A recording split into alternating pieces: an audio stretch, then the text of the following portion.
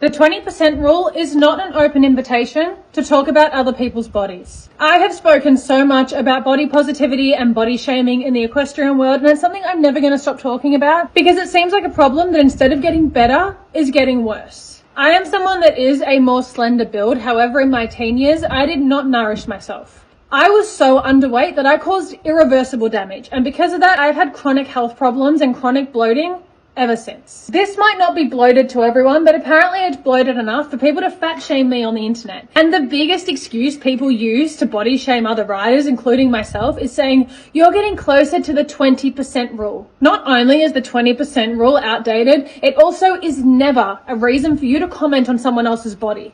And you commenting on someone else's body says more about you than it does about them. Because there is no way you are making the comments that you make because you actually care about animal welfare. That is just your way of packaging it up, putting a bow on it, and trying to make it seem like you're not a horrible, horrible person, which you are. Even if I didn't have gut health issues, I am a woman. My body is designed to change throughout the month. And even if you're not a woman, we are going to have periods where we eat more, we eat less, we're more active, we're less active. And that is part of the human experience. And we are all human. I am so sick of seeing equestrians overanalyze other equestrians' bodies. There have been so many days where I have been bloated and it's been a hot, sunny, beautiful day. And I have wished it was a freezing cold, miserable day so I could hide under a jumper.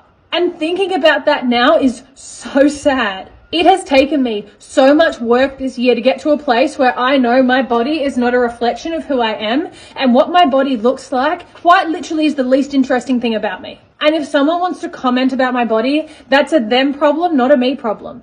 Not only is this a sport that has such unrealistic beauty standards, it's also a sport where we wear incredibly tight clothing. And we're also riding 600 kilo animals that are capable of killing us. So we shouldn't be thinking about anything else when we're riding other than our safety and our horse. And yet for so many of us, we are sitting there hoping our thighs don't look too big, that our stomach doesn't have any rolls, that we don't have a double chin in our helmet.